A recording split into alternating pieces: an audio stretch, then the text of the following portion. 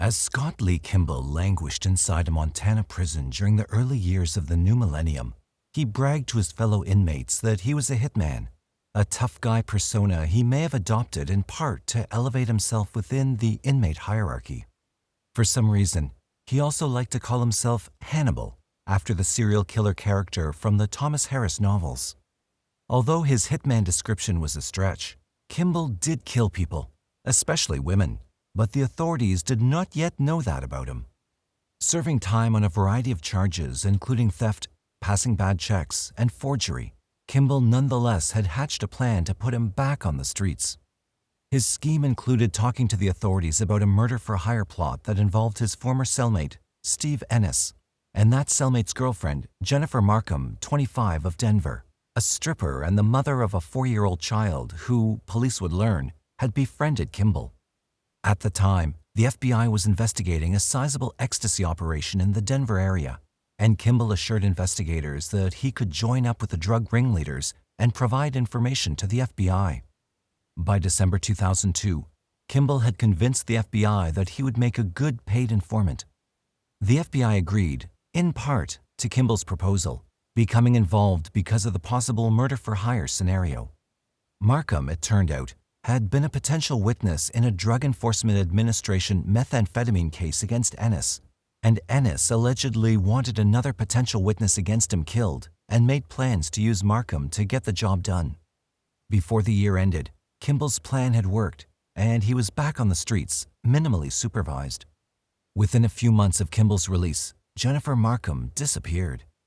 Then, between August 2003 and September 2004, Kimball's uncle, Terry Kimball, 60, disappeared, along with Casey McLeod, 19, of Lafayette, Colorado, and Leanne Emery, 24, of Aurora.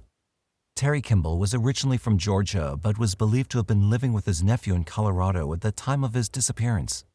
Before the investigation of this twisted case was all over, authorities would learn that Scott Kimball had married Lori McLeod, the unsuspecting mother of Casey McLeod, in Las Vegas, Nevada, shortly after getting out of prison, and the newlyweds then spent their honeymoon camping in the area where Casey's remains would eventually be found.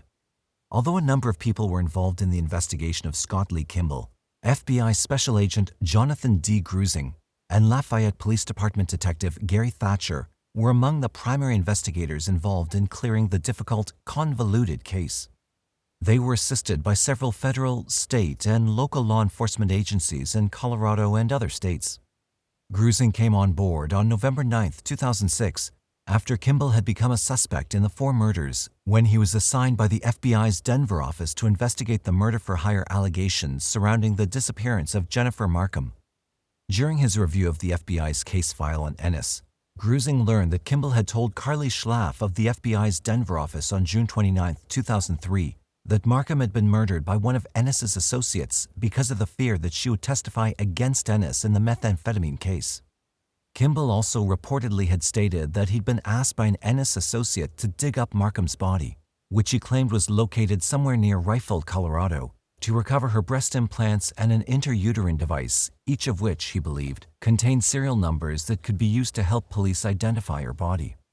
Whether or not the story was true remained to be seen, but investigators soon came to think that Kimball was concerned that the items might link Markham's body to him rather than to Ennis's associate. As Grusing continued his review of the case file, he learned that Jennifer Markham's cellular phone had last been used on February 17, 2003 at 9:30 p.m., and that her 1996 Saturn sedan, supposedly given to her by Stephen Ennis, had been noticed by officers of the Denver Police Department in a parking lot at Denver International Airport during the early morning hours of the following day. Follow-up inquiries made by the local police revealed that Markham had not been scheduled on any outbound flights, although Kimball later claimed that she had traveled to New York City to purchase a handgun that supposedly was to have been used to shoot the federal witness who was planning to testify against Ennis. It seemed noteworthy to Grusing and others that cell phones belonging to Jennifer Markham and Scott Kimball had not been used from February 17, 2003 to February 20, 2003, even though both of their phones had been used significantly to call each other prior to February 17, 2003. When Kimball was later asked about his whereabouts on those dates, he claimed that he had taken a trip to the mountains near Craig, Colorado. he remained evasive about what he'd been doing in that area. Meanwhile, according to ABC News, the fathers of Jennifer Markham and Casey McLeod began their own inquiries into their daughter's disappearances due to what had seemed to them to be a lack of interest by law enforcement in the missing persons cases. Jennifer worked as a stripper and had ties to a known drug dealer. Casey had a history of drug problems and had left home several times after she had turned 18. Bob Markham, Jennifer's father, and Rob McLeod, Casey's dad, took matters into their own hands to move their daughter's cases along.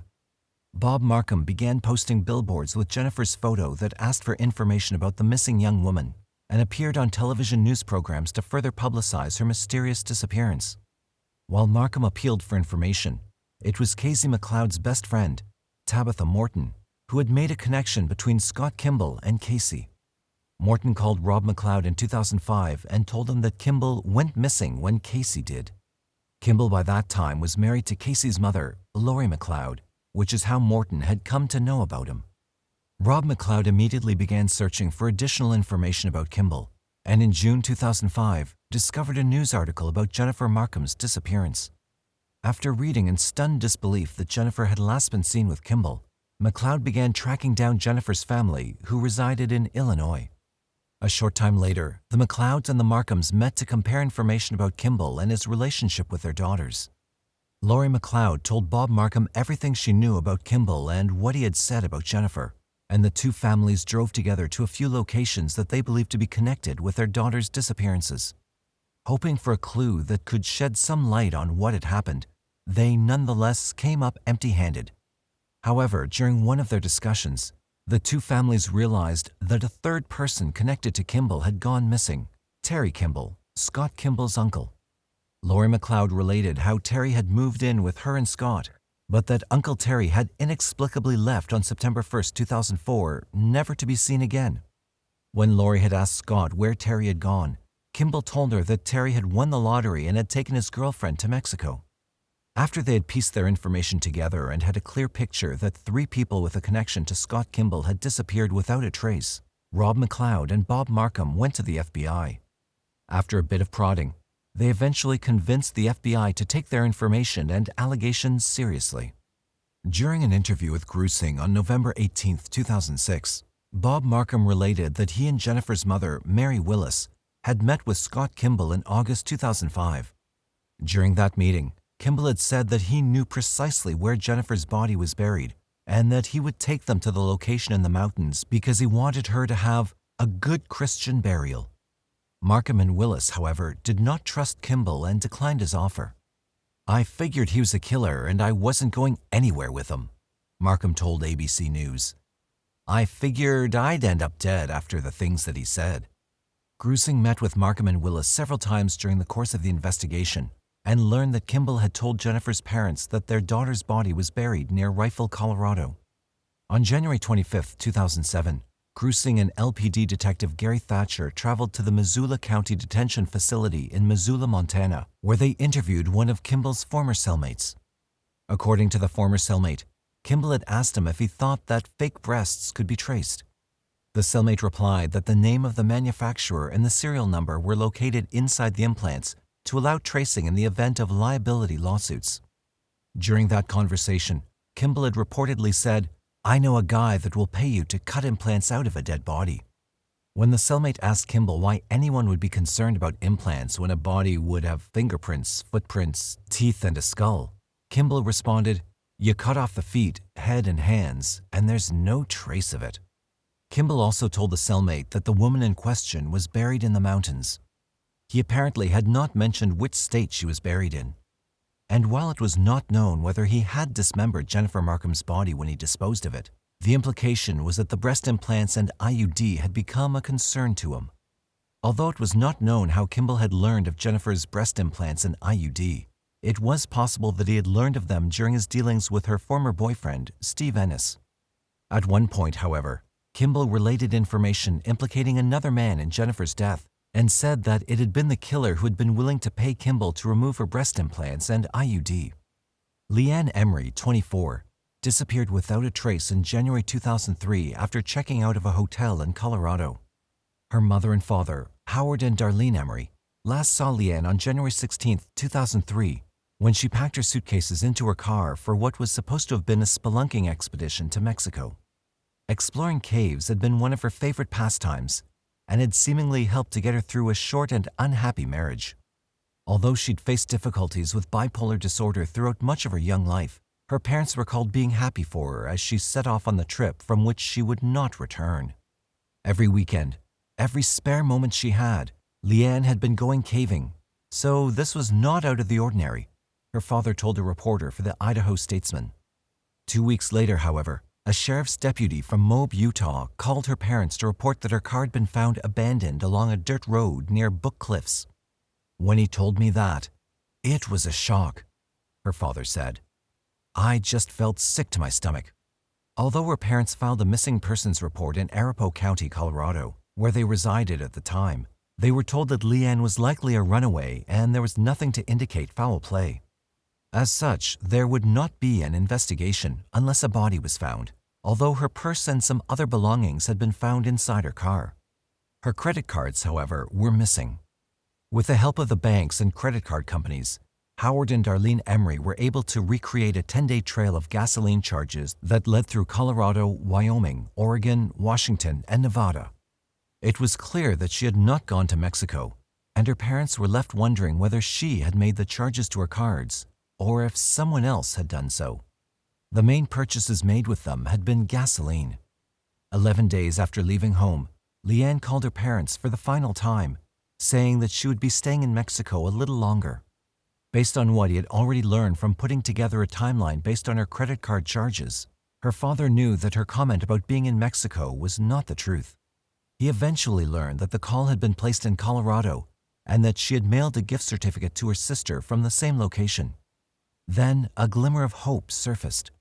Howard Emery learned that one of Leanne's credit cards had been used in California a few days after her car had been found abandoned, leaving him with the thought that his daughter was still alive. However, his hopes were dashed when he obtained the credit card receipts and found that the signatures on them were not Leanne's. It also turned out that the credit card charges in California had been made by a prostitute who told investigators that she had received the credit card in question from a man as payment for sexual services. A short time later, her parents learned that she had been corresponding with a relative in Idaho via email a few weeks before she disappeared. In one of those emails, she wrote, "I have to hide. My orders come from Hannibal, and he's a dangerous person." In another email, she wrote, "I'm in an underground world." In yet another, she wrote, "If Hannibal knew I was talking to you, he'd have me killed in a second. Plus, he'd have you killed too." It was clear to Howard and Leanne Emery that their daughter was involved in something that was troubling her, but they had no idea what the dark secret was that she was concealing from them. They considered that she may have been trying to protect them from whatever it was that she was involved in. Although the Emerys contacted their local law enforcement and the FBI, no one wanted to open an investigation into the mystery that surrounded Leanne's disappearance. On October 30th, 2007, Grusing contacted the Emerys after they relocated to Idaho and asked to speak to Leanne about a possible suspect in an ongoing homicide investigation. Howard Emery explained that Leanne had been missing for nearly 5 years. "He didn't say anything for a while," Emery said. "I think it was just a shock to him that there was another person to add to the list." Howard Emery explained to Grusing that through his own investigation, he learned that Leanne had been introduced to a man who called himself Hannibal. According to what he had learned, Hannibal had befriended Leanne and had assisted her in writing a series of bad checks and misusing her credit cards, and that the activity had continued until the time her car was found abandoned near Moab, Utah. The following day, Grusing and Detective Thatcher followed up on some of the information obtained from Howard Emery, including the fact that Leanne's boyfriend at the time of her death was an inmate who had been housed in the same cell block as Kimball in late 2002. Kimball apparently had concocted a plan to help Leanne's boyfriend escape from prison so they could unite in Mexico. Kimball instructed the inmate to refer to him as Hannibal in his dealings with Leanne, so that she would not be privy to his real name.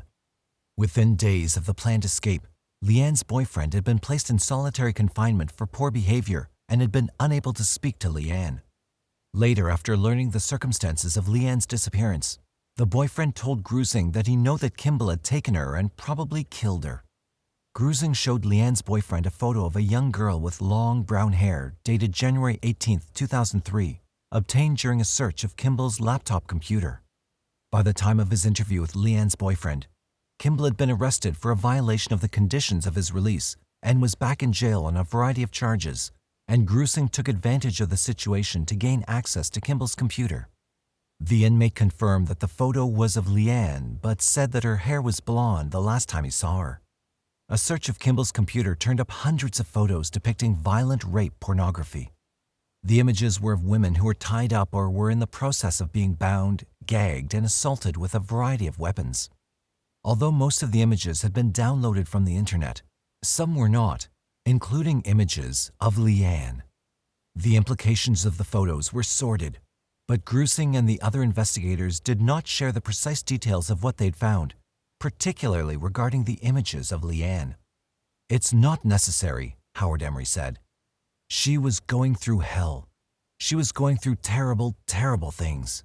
I don't need to know any more. I just feel very bad that I wasn't able to help her." Grusing and others had been successful in tracing Kimball's and Leanne's movements together in the Denver area from January 1st to 16th, 2003, and in the states of Oregon and Washington from January 17th to 19th, 2003, using motel receipts, phone records, credit card receipts, and check records. Grusing also discovered that Leanne had purchased Kimball's laptop for him at a Best Buy in Lakewood, Colorado on January 10, 2003 for $1,684.73 using her bank debit card. The same method of investigation placed them together in Wyoming from January 24th to 25th, 2003. In a complicated plea bargain arrangement that was worked out in early 2009 after being charged with 4 murders, Scott Lee Kimball was allowed to plead guilty to 2 counts of second-degree murder in the deaths of Terry Kimball, Jennifer Markham, Leanne Emery, and Casey McLeod, in part so that the victims' families could have some semblance of closure. One of the counts pertained to Terry Kimball's murder, and the second count pertained to the murders of Markham, Emery, and McLeod. As part of the plea bargain, Kimball also agreed to assist authorities in locating his victims' remains. As a result, the remains of Leanne Emery were found on Wednesday, March 11, 2009, in the Book Cliffs region of southeastern Utah. On Monday, June 29, 2009, remains believed to be those of Terry Kimball were found in a remote area of Vail Pass. A year earlier, on Tuesday, September 30, 2008, a hunter had discovered a skull and other bones in a remote area of northwest Colorado. The FBI subsequently confirmed that the skull and bones were those of Casey McLeod. Markham's remains have not been found, even though Lori McLeod told FBI agents that Kimball told her that Markham's remains were near Rifle, Colorado. She explained that she and Kimball had been passing through Rifle on their way to Denver from Las Vegas when Kimball told her that he worked for the FBI and was involved in a case that involved Markham's murder. After being sentenced in 2008 to 53 years in prison on theft and a number of other charges, Kimball was sentenced on Thursday, October 8, 2009, to an additional 70 years in prison for his guilty pleas to second-degree murder. Although the 43-year-old serial murderer believes he will one day get out of prison on parole, the Colorado Department of Corrections lists his estimated parole eligibility date as July 28, 2056, at which time Kimball would be 89. And it's unlikely he'll have a successful parole hearing anyway. The optimism is strong in this one.